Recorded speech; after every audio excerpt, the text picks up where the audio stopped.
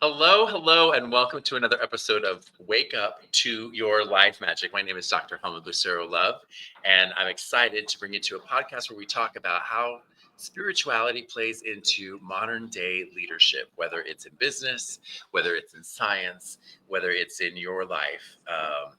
Spirituality is an interesting element of leadership today. And so today I'm going to have us chat with none other than Dr. Rahul Prasad. How are you?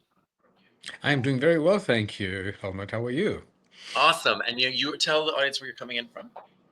I am coming in from Alameda, California, which is in the San Francisco Bay Area, for those of you not familiar with it. Amazing, amazing. And you come with a lot of wonderful history and background. Um, uh, Dr. Rahul is a philanthropist, also a physicist, and the author of a book that we're going to learn a little bit about.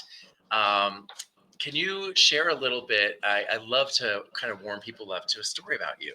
So, share a story about you that kind of tells us maybe about a moment that you learned something that was important or impactful in your life. Well, one of the things which happened to me was I saw a person one day when I was walking with my dog who was an older gentleman out by the bay on the rocks with a stick in his hand and one of those clamper things picking up trash. And it occurred to me, if he can do it, why can't I? I'm much more spry and nimble. This is many years ago. And that kind of got me thinking, why not try to do a little bit of something without the expectation of return? Hmm. And Oh, because he was just that's, out there doing he was this. just out there doing it. Okay. That day I didn't talk to him about it. I saw him over and over again. And then one day I finally went up and I said, hey, you cleaning up the bay single handedly. Why? And he said, why not? There's trash in here. Somebody's got to pick it up. Hmm. So that was an aha moment for me that it is possible to do something for no possible return, just for the sake that it's the right thing to do. Mm. And not often is that something that people do. So he was in the ocean basically cleaning up the bay, that part of the bay, right? Yep. Simply because he thought this was a good thing to do, a good use of my time. Yes. And for you, that was sort of a reflection on the fact that, but you don't choose to do the same kinds of things. Gotcha. Yes. Gotcha. Exactly. And I said, I can afford to spare a few moments of my day to do a little something.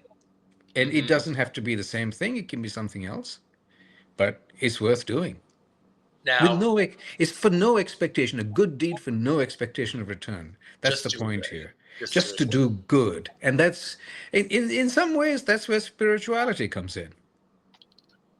Because And how so? the man was obviously a good person, right? He must have some sort of a spiritual core because he was willing to do something which most people wouldn't be willing to do. How often do you go out to a place where there's trash and you see some random person, just one person, not in a prison jumpsuit, Right. not being forced to do it for community service purposes, but because they want to do it, Yeah. because they felt like it. Well, and probably driven for a feeling that he Yes, wanted, right? yes, And in this case, a feeling of, yes, doing what's right, but maybe also a feeling of loving his neighborhood or loving yes, the earth or hmm love being something. He was yes. deriving a feeling, certainly from this act of kindness. I think so. I think so. And I think that's one of the things that you have to remember when you do these acts of kindness, you actually gain more than you give, even though you may not realize it on the True. face of it. So now you wrote this book, Yes. and tell the audience the title of the book and a little bit about why you authored this book. Okay. So the title of the book is Impact Shift, The Art of Pivoting for Meaningful Change. The book is about my life, my experiences in my journey from being a physicist to becoming a philanthropist and doing things which you wouldn't normally expect a physicist to be doing. And it's part a recollection, part anecdotal, and part a how to, a kind of way in which somebody who is wanting to dip their toes into doing something different, into making a different impact. The book is aimed at people who have made an impact in a certain field and now want to make an impact somewhere else. How do you make that shift? How do you make that transition? And how do you do it in a way that creates meaningful change? So I encourage people to make a change, not just for the sake of making a change, but change for the sake of making something more impactful, something more meaningful, something that maybe connects you more with the core of who you are as a person. Which is an evolution, I find. Yes. So, what is the vision you have? What is it that you're trying to create in the world because of this book? What would you like to see more of? What I would like to see more of is people willing to do whatever little bit they can to leave this planet a better place than they found it. And if all of us were to do that, every single one of the almost 8 billion people on this planet, I dare say within one generation, we'd be able to make a sea change and create the kind of world that we actually want to live in, that we want our children and grandchildren to live in. You know, it's astounding to me, and I agree. It's astounding to me when you think about the reality that many millions and millions and millions, probably billions of people have already done that. Yep. Yeah. Right? Which is We why we are forget, here. yeah, which is sort of like the game, right? Which is why you and I are talking over the internet Mm-hmm. with different ethnic backgrounds, stories, and origins that would maybe have completely hindered us from having this dialogue. Just 50 years ago. Yeah. You don't have to go too far Yes, back. exactly. So to your point, then this has been the story of Earth, and this gets to continue to be the story of Earth. Um, and we're kind of flipping right into the spirituality piece, right? But how do we help one another to realize not only the importance, but what's really important about what you described in the story of the man and the water? He's willing to sacrifice. Yes. He's willing to give something. He's willing to do it despite the rest of this fish, right? He's swimming, maybe not even upstream. He's swimming all alone in a channel He's all all of over his the own, place. right? Yeah, Um, exactly. so how is it? How does that translate? How do we how do we get that from one another? Well, I think, a simple act of kindness, right? Your your neighbor, your next door neighbor has a package which is delivered. You notice that the package is sitting there and nothing has happened for a day. You go knock on your neighbor's door, see if he's home. You know they Mm, normally stay home. Just do a wellness check. And maybe they're home, but they're not feeling well. That's why they haven't been out. Of course, you can also help them by getting the package into the house, or you can take the package if there's no answer. And then maybe try again, and then try to find out. Just kind of look out for one another. Not something new. This is not something new. This is something which we used to do, that part. We but we've know stopped doing. it's actually really important. These are things we used to do. Hmm. So I will say that you and I both remember a time, right? Whether it was because we walked to school Yes. or the neighbors knew what you were doing, right? There was a time of something we call community, Yeah. um, which is quite something that almost it seems historic for some people. It for some people, yes. Yeah. So tell me, as you wrote this book and you think about how now whether these are different concepts in Wake Up to Your Life Magic, is that spirituality plays into our success. Hmm. It has played into our success and it will continue to play into our success economically, politically, etc. And that shows up in different ways. It shows up in the way men treat women, it shows up in morality, it shows up in how we handle wealth. um, what area of this, as you look into the world, considering the book that you've written and your perspective as someone who's gone from physicist to now philanthropist as well, where do you see spirituality playing the most, and where is it needed the most in the way that we lead today? I think it's needed everywhere. But I think more than anything else, it is needed in our leadership. And by that, I mean our political leadership, the people who we look up to, the people who are responsible for the direction our country, by extension, our planet, is going to take. And in a lot of ways, while each of us can do something little bit in our neighborhoods, in our communities, we can't achieve it all without the help of the greater mass of people, which comes through the entire planet, which comes through the leaders. They are an integral part of it.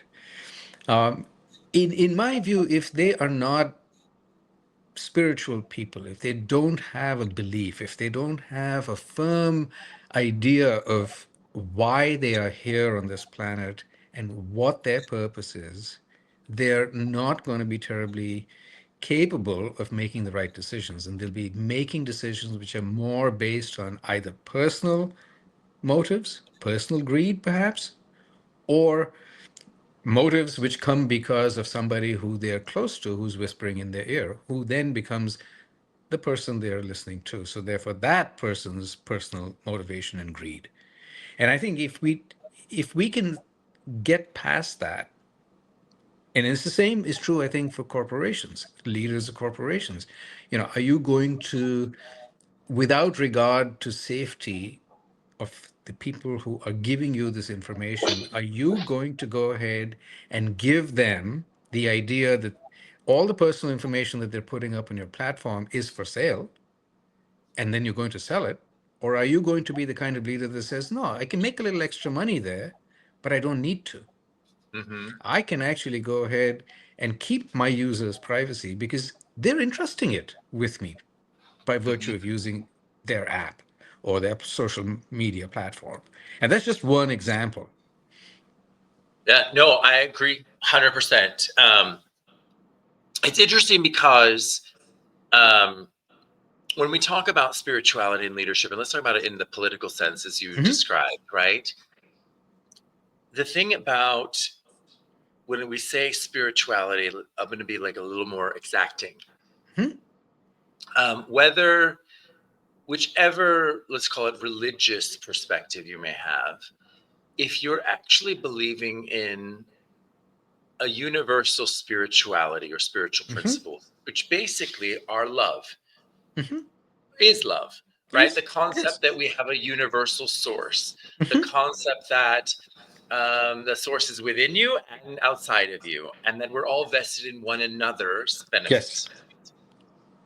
So, what's so challenging about that is that we are the leader of the world, right?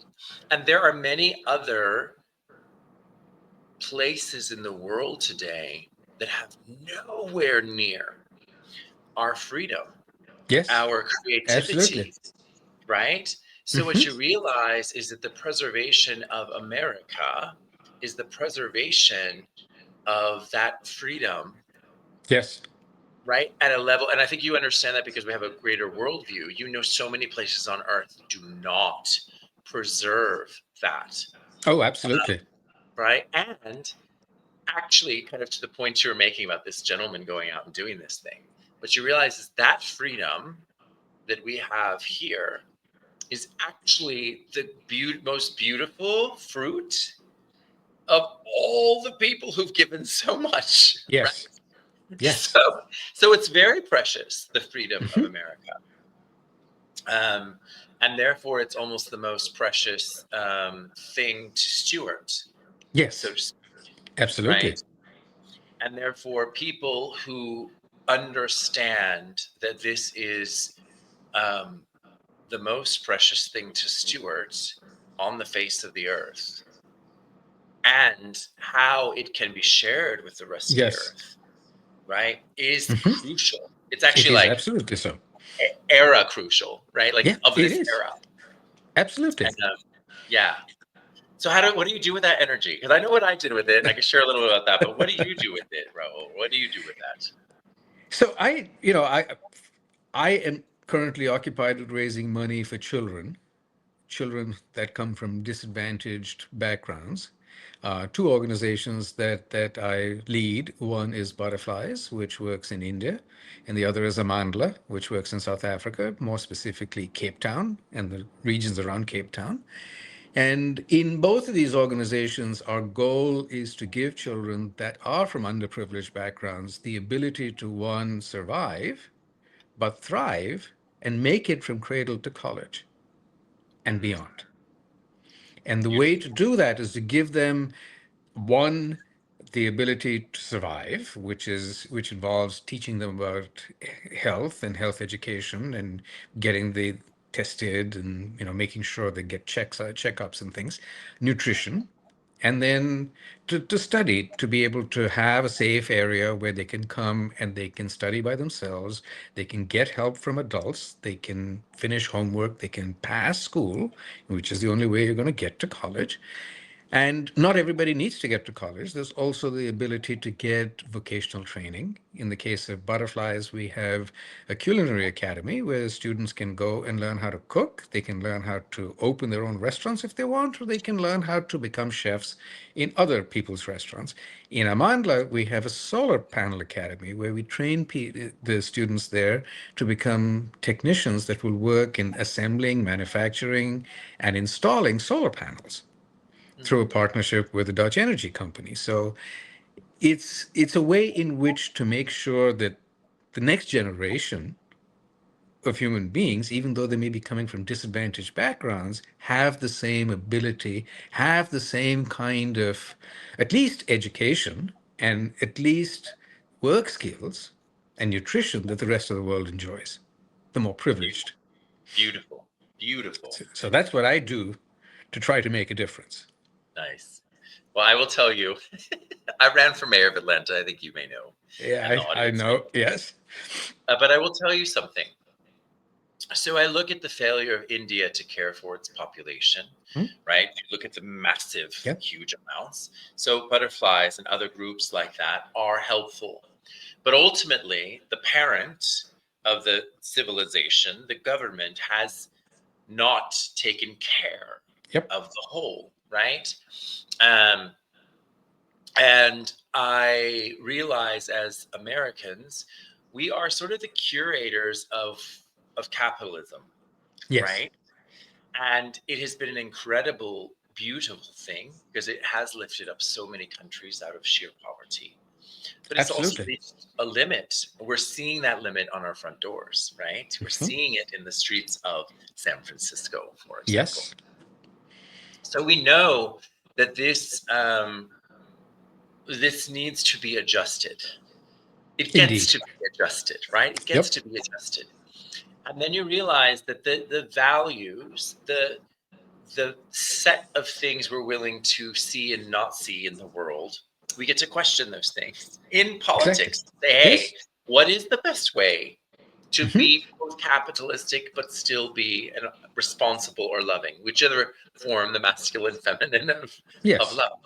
So it's interesting because what I realized was that unless we start to elect people who actually have very clear, spiritually driven visions of what to do, it won't Hmm. Hmm. change. And finding those voices and being those voices, right, is not easy. No, I'm sure you found that out Yeah, from I personal did. experience. I really, really did. And in some ways it's discouraging because you can be like, oh. And then in other ways you're like, well, this is the only way forward, so we have to keep going. You You can't have to keep stop, trying. right? Yep. You have to keep like that man going out cleaning the bay. You've got to go out there even though no one's And out there. and you know full well that the next day there's going to be more trash because it's floated in from somewhere else. Right, And right. it's in some senses it's a thankless task. Absolutely. But and the reality is that if one person starts doing it, the next person, then you may actually have something change. Yes, Um, exactly. what is it as you think about the work you've done in nonprofit, the book you wrote? um, as you think about sort of in I would almost say enlightening people to how important their life is in this life gate that we're in. Hmm. Is there any other encouragement you would give to maybe specifically business leaders who might be listening to the podcast? Well, I think one of the things I would do is, know your own truth and follow it. And don't follow success just for the sake of success. I think it's important to also recognize that none of us got to where we are without the benefit of standing on the shoulders of those that came before us, of the Hmm. community that's around us.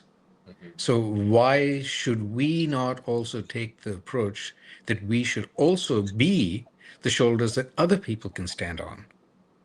Don't let, if you see a rising star in your business, don't try to diminish it.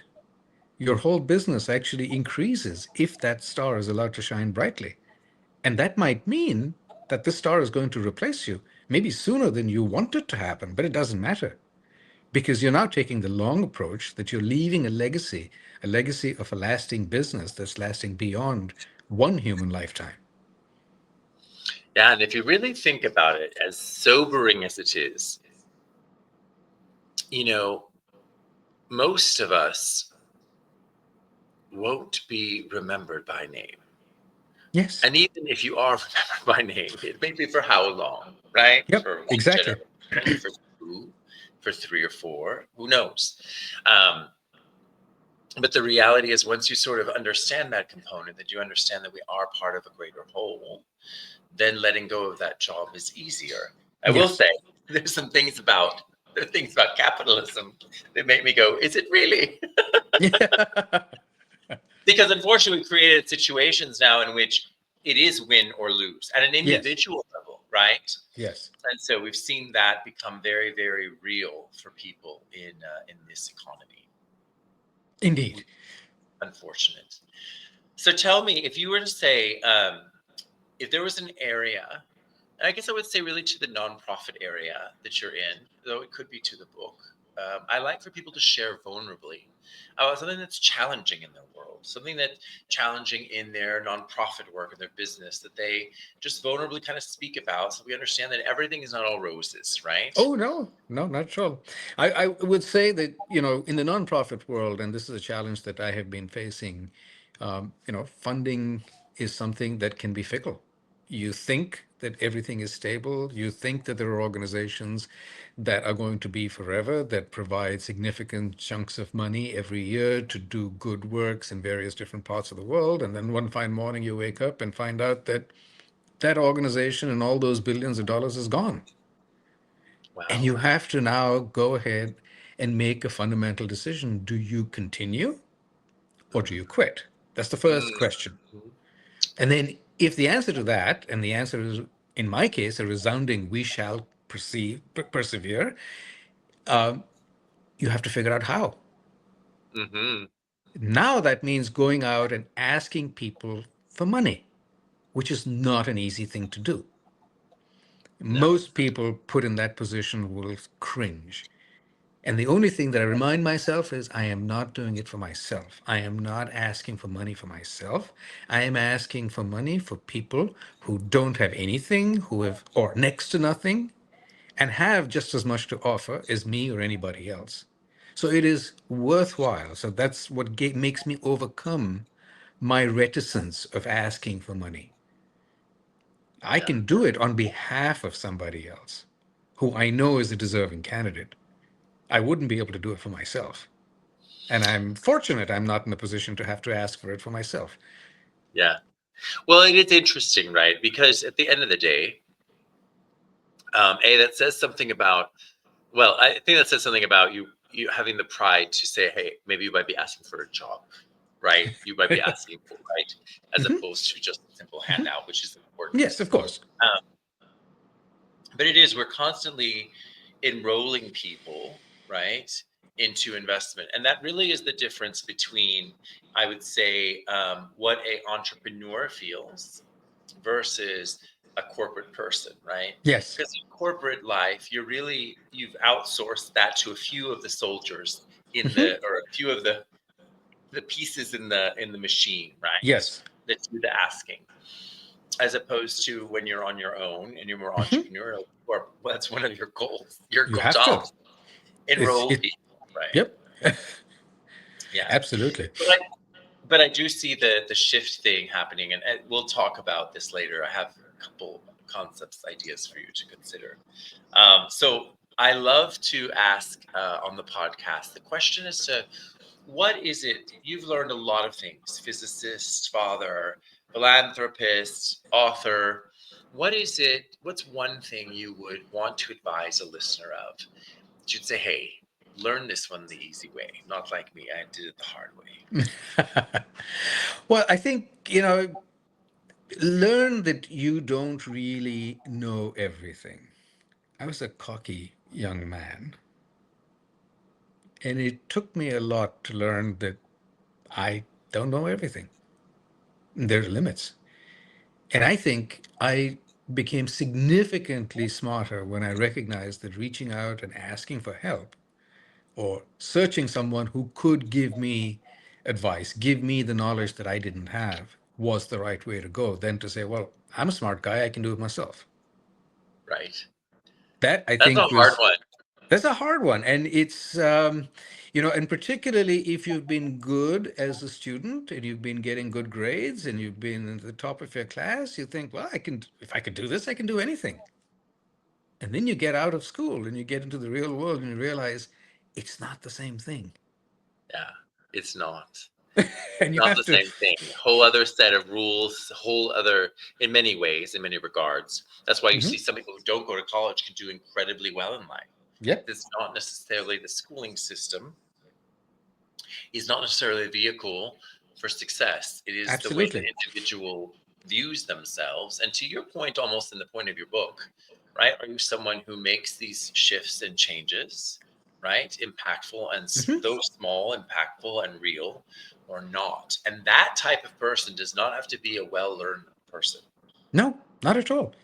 Not at all. There are, and particularly today with the information age that we live in, where information is so freely available, you don't need to know everything. You've Right. got a phone in your pocket almost all the time. Yeah, like an advanced encyclopedia, right? And now with chat GPTs, you can understand everything, the ins and it's, outs of it, the whole thing. it's like the Encyclopedia Britannica and the Encyclopedia Americana and every one of them put together. Absolutely. Absolutely. Well, this has been a pleasure. This has been. Is there anything else you want to share with our audience before we wrap up, Dr. Well, Rahul? I think what I would like to share is continue to persist. Not doing the same thing over and over again and expecting a different answer, because that is certainly a sign of madness. But if you have a dream, if you have an idea, persist. If it isn't succeeding, ask why. What could you do differently? What could you change? And then do it again. And you will find success at the end. Beautiful. To end on persistence and Yes, long suffering, which is actually very, very, very, very much true, and something that we can forget um, as we kind of go through life and see success exactly. again, right? And they're very Exactly. important. So, thank you so, so much. For our listeners, I want to remind you, you can check out and learn more about Rahul by looking him up on LinkedIn. Rahul, Rahul Prasad. And you'll also know him by, um, you'll see butterflies in his Yes. description on LinkedIn. Absolutely. And you can always check me out at drhelmutlove.com and learn more about my work in strategic planning. Thank you so much, Raul, for joining me today. Thank you so much, Helmut, for having me. It's been a pleasure. Absolutely. And thank you, audience. I cannot wait to see you next time. Cheers. Cheers.